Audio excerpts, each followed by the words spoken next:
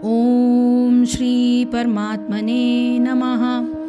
तपस्वी भयः अधिक योगी ज्ञानिभ्यः अपि मतः अधिक कर्मीभ्यः च अधिकः योगी तस्मात् योगी भव अर्जुनः।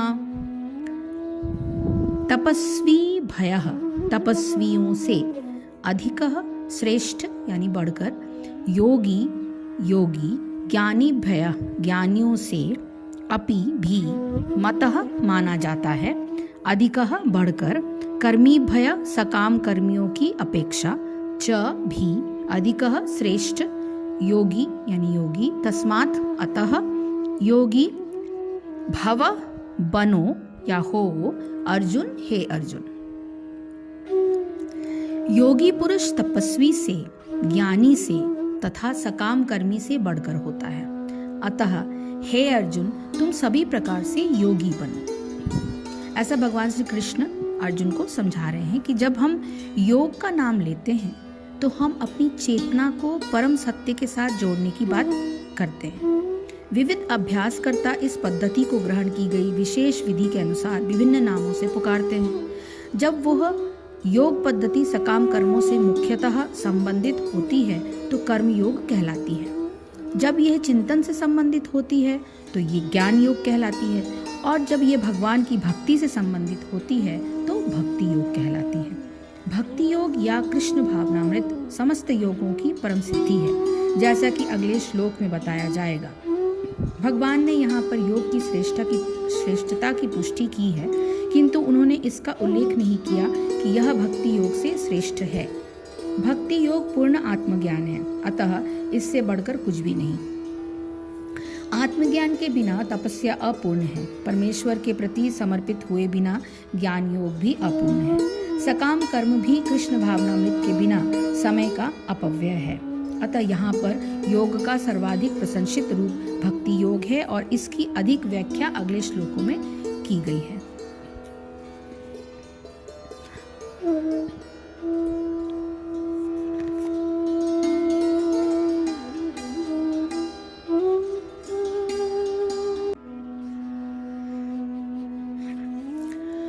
क्योंकि योगी तपस्वियों से श्रेष्ठ है और शास्त्र के ज्ञान वालों से भी श्रेष्ठ माना गया है तथा सकाम कर्म करने वालों से भी योगी श्रेष्ठ है, इससे हे अर्जुन तू योगी हो।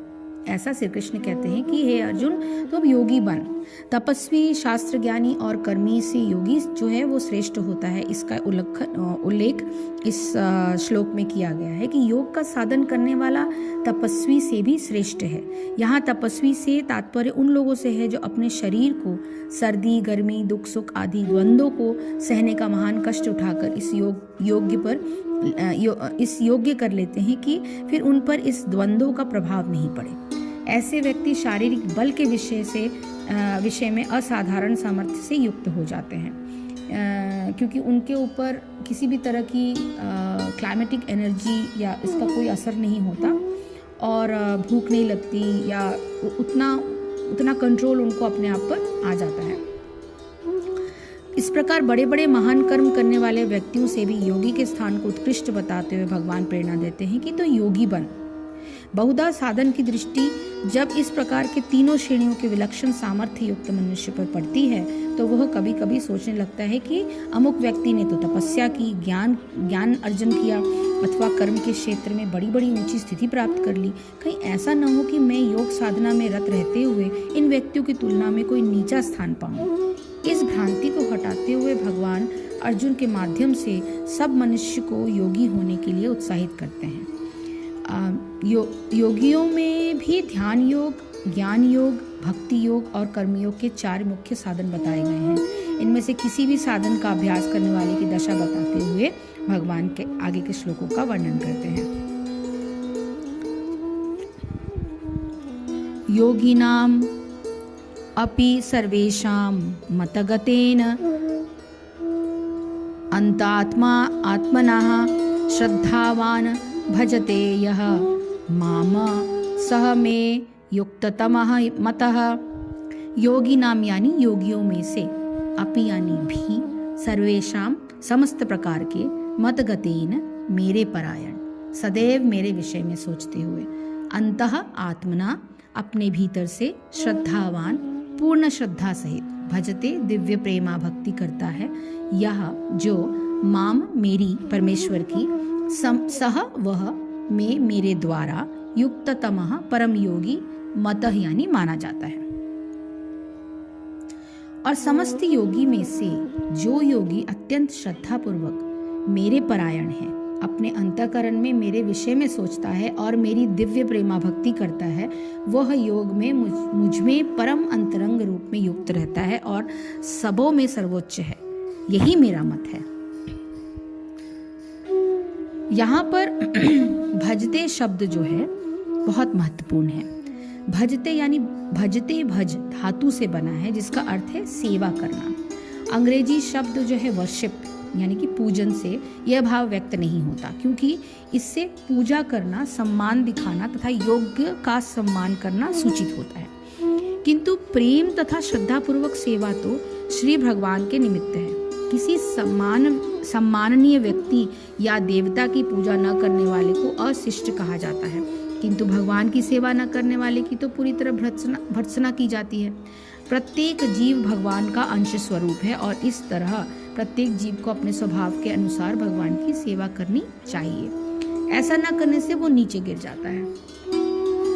भगवत पुराण में इसकी पुष्टि इस प्रकार हुई है कि यह एषाम पुरुषः साक्षादात्म प्रभवमीश्वरम न भजन्त्य वजानन्ति स्थानाद भ्रष्टाः पतन्नध। जो मनुष्य अपने जीवन दाता आद्य भगवान की सेवा नहीं करता और अपने कर्तव्य में शिथिलता बरतता है, वो निश्चित रूप से अपनी स्वाभाविक स्थिति से नीचे गिरता है।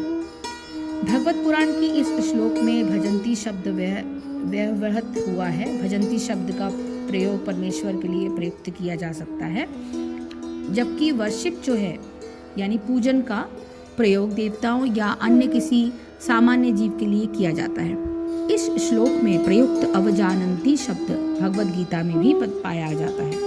अवजानन्ति मां मूढ़ा केवल मूर्ख तथा धूर्त भगवान कृष्ण का उपहास करते हैं। ऐसे मूर्ख भगवत भक्ति की प्रवृत्ति न होने पर भी भगवत गीता का भाष्य कर बैठते हैं। फलतः वे भजंती तथा वर्शिप शब्दों के अंतर को समझ नहीं पाते। भक्ति योग समस्त योगों की परिणति है। अन्य योग तो भक्ति योग में भक्ति तक पहुंचाने के साधन मात्र है। योग का वास्तविक अर्थ भक्ति योग है। अन्य सारे योग जो है भक्ति योग रूपी गंतव्य की दिशा में अग्रसर होते हैं। कर्म योग से लेकर भक्ति योग तक का लंबा रास्ता आत्म साक्षात्कार तक जाता है। निष्काम कर्म योग इस रास्ते या मार्ग का आरंभ है। जब कर्म योग में ज्ञान तथा वैराग्य की वृद्धि होती है तो यह अवस्था ज्ञान योग कहलाती है। अब ज्ञान योग में अनेक भौतिक विधियों से परमात्मा के ध्यान में वृद्धि होने लगती है और मन उन पर लगा रहता है, तो इसे अष्टांग योग कहते हैं। इस अष्टांग योग को पार करने पर जब मनुष्य श्री भगवान कृष्ण के निकट पहुंचता है तो यह भक्ति योग कहलाता है। यथार्थ में भक्ति योग ही चरम लक्ष्य है, किंतु भक्ति योग का सूक्ष्म विश्लेषण करने के लिए अन्य योगों को समझना अति आवश्यक है। अतः जो योगी प्रगतिशील होता है वह शाश्वत कल्याण के सही मार्ग पर रहता है। जो किसी एक बिंदु पर दृढ़ रहता है और आगे प्रगति नहीं करता, वह कर्मयोगी, ज्ञान योगी, ध्यान योगी, राजयोगी, हठ योगी आदि नामों से पुकारा जाता है। यदि कोई इतना भाग्यशाली होता है कि भक्ति योग को प्राप्त हो सके, तो यह समझना चाहिए कि उसने समस्त योगों को पार कर लिया है। अतः कृष्ण भावना भावित होना योग की सर्वोच्च अवस्था है। ठीक उसी तरह जैसे कि हम यह कहते हैं कि विश्व भर के पर्वतों में हिमालय सबसे ऊंचा है, जिसकी सर्वोच्च चोटी एवरेस्ट है। कोई विरला भाग्यशाली ही वैदिक विधान के अनुसार भक्ति योग के पथ को स्वीकार करके कृष्ण भावना भावित हो पाता है। आदर्श योगी श्याम सुंदर कृष्ण पर अपना ध्यान एकाग्र करता है तो बादल के समान सुंदर रंग वाले, जिनका कमल सदृश मुख सूरज के समान तेजवान है, जिनका वस्त्र रत्नों से प्रभावपूर्ण है और जिनका शरीर फूलों की माला से सुशोभित है, उनके अंगों को प्रदीप्त करने वाली उनकी ज्योति ब्रह्म ज्योति कहलाती है। वे राम, नृसिंह, वराह तथा श्री भगवान कृष्ण जैसे विभिन्न रूपों में अवतारित होते हैं। वे सामान्य व्यक्ति की भांति माता यशोदा के पुत्र रूप में जन्म ग्रहण करते हैं और कृष्ण, गोविंद तथा वासुदेव के नाम से जाने जाते हैं। वे पूर्व बालक, पूर्ण पति, पूर्ण सखा तथा पूर्ण स्वामी हैं और वे समस्त ऐश्वर्यों तथा दिव्य गुणों से ओतप्रोत हैं। जो श्री भगवान के इस गुणों से पूर्णतः अभिज्ञ रहता है वो सर्वोच्च योगी कहलाता है। योग की यह सर्वोच्च दशा केवल भक्ति योग से ही प्राप्त की जा सकती है, जिसकी पुष्टि वैदिक साहित्य से होती है। यस्य देवे परा भक्तिर्यथा देवे तथा गुरु तस्येते कथिता ह्यर्था प्रकाशन्ते महात्मनः। जिन महात्माओं के हृदय में श्री भगवान तथा गुरु में परम श्रद्धा होती है, उनमें वैदिक ज्ञान का संपूर्ण तात्पर्य स्वतः प्रकाशित हो जाता है। भक्ति रस्य भजनम तदीहा मूत्रोपाधिनैरास्ये न मुष्मिनः मनः कल्पनमेत देव नैष्कर्म्यम। भक्ति का अर्थ है भगवान की सेवा, जो इस जीवन में या अगले जीवन में भौतिक लाभ की इच्छा से रहित होती है। ऐसी प्रवृत्तियों से मुक्त होकर मनुष्य को अपना मन परमेश्वर में लीन करना चाहिए। नैष्कर्म का यही प्रयोजन है। ये सभी कुछ ऐसे साधन हैं जिनसे योग की परम संसिद्धिमयी अवस्था, भगवान की भक्ति या कृष्ण भावनामृत को संपन्न किया जाता है। इस प्रकार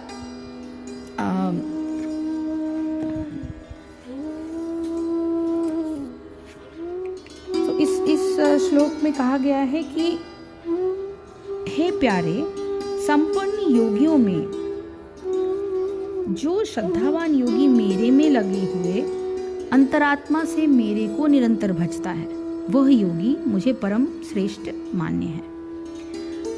तीव्र भक्ति से युक्त योगी भगवान को अति प्रिय है। इसी का उल्लेख इस श्लोक में किया गया है, जो कि 6वें अध्याय का अंतिम श्लोक है।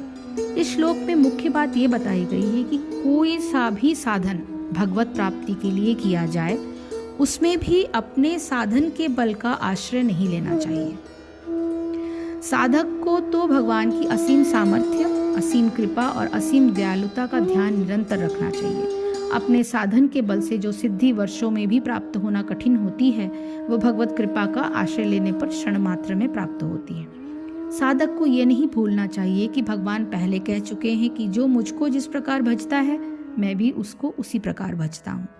इसलिए जो साधक भगवान की ओर 10 पग चलता है, भगवान भी उसकी ओर 10 पग चलते हैं। परंतु यह निश्चित है कि उसका एक पग साधक के हजारों पग से भी बढ़कर होता है।